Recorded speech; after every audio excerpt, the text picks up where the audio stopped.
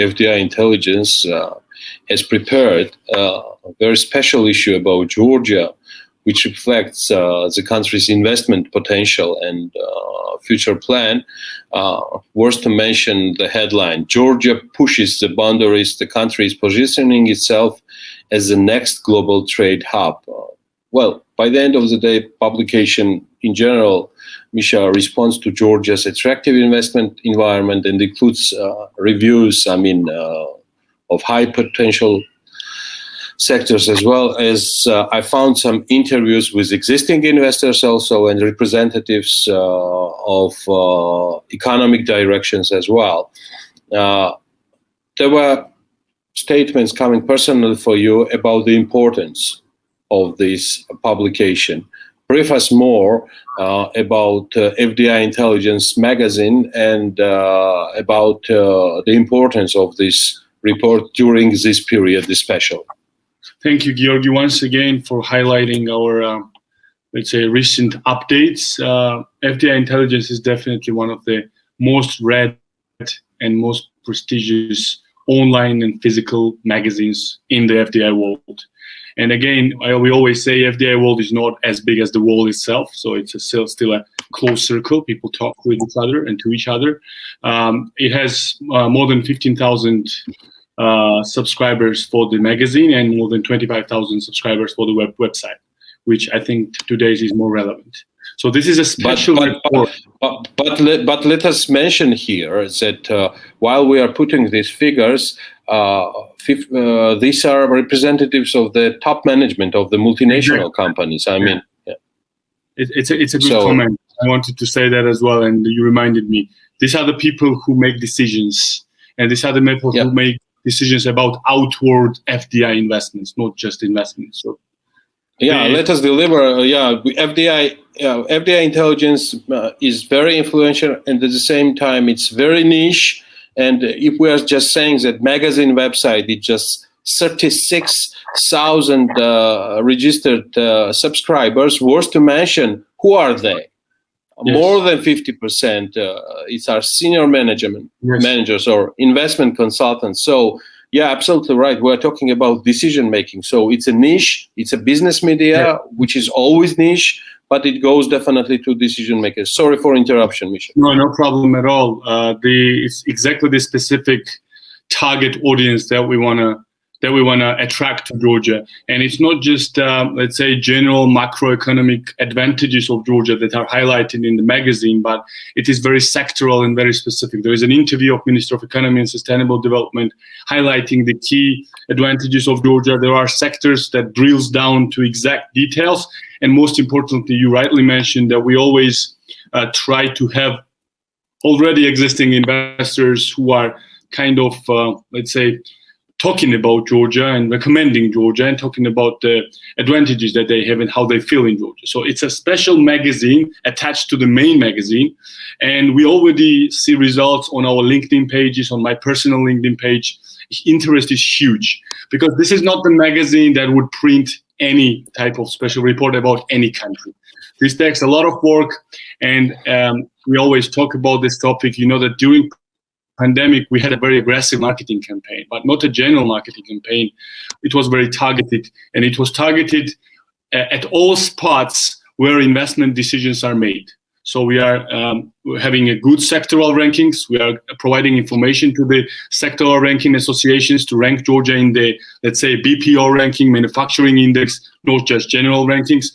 And in addition to this, we want to use all the magazines and online media and social media, which is more important now, to be there. So can you imagine an investor, FDI investor, an ordinary day, and everywhere he looks, he sees articles about investing in Georgia. That has a huge effect of credibility.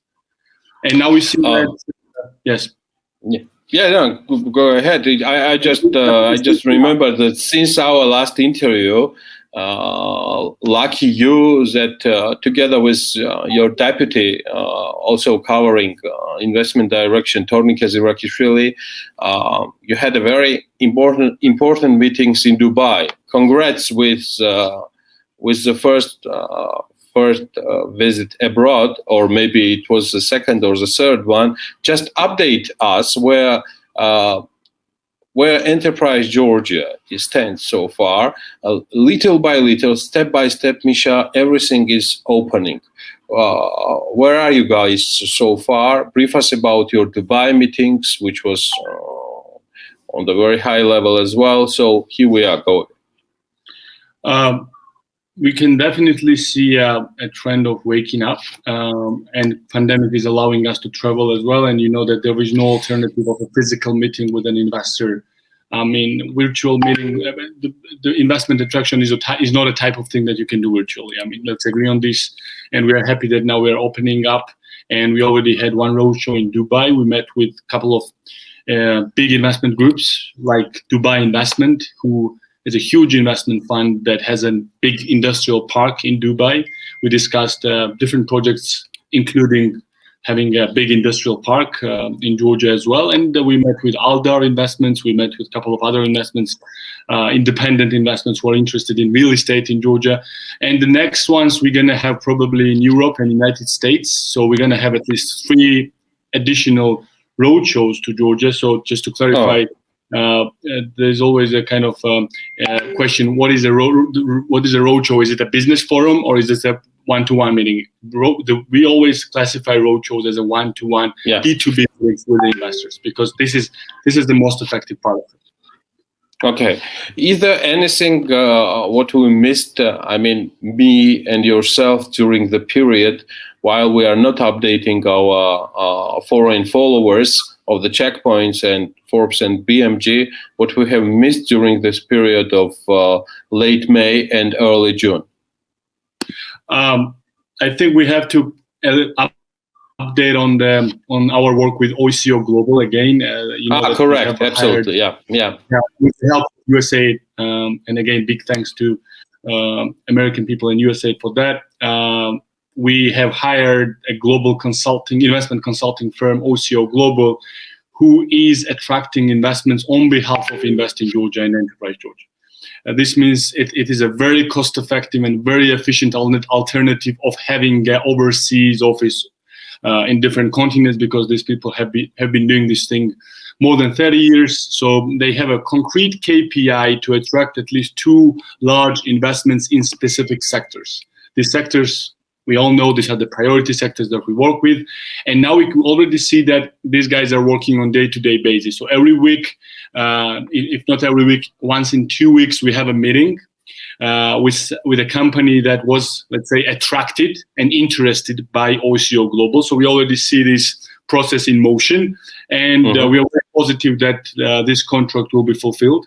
Of course, the company will complete the contract, and we're going to get 2 very important investments. Right now, we have logistical projects in the pipeline. We have manufacturing projects in the pipeline, and manufacturing of a very high-tech parts. I don't want to mention any more specifics, but I think if we continue, and we will continue the pace that we work on different dimensions, marketing, which is giving a general awareness of the country, direct communication, which is meeting with the investor and talking to them, and indirect communication like location advisors, associations, and rankings. All these 3 components are the most used techniques by any investment promotion agency. So we can confidently say that Enterprise Georgia and Invest in Georgia department is using all available channels and methods of investment attraction and investment aftercare. So we are very positive about the future results. Misha, thank you so much. Good luck, personal to you, and best regards to your team. Warmest regards. Hope to see them soon. Thank you.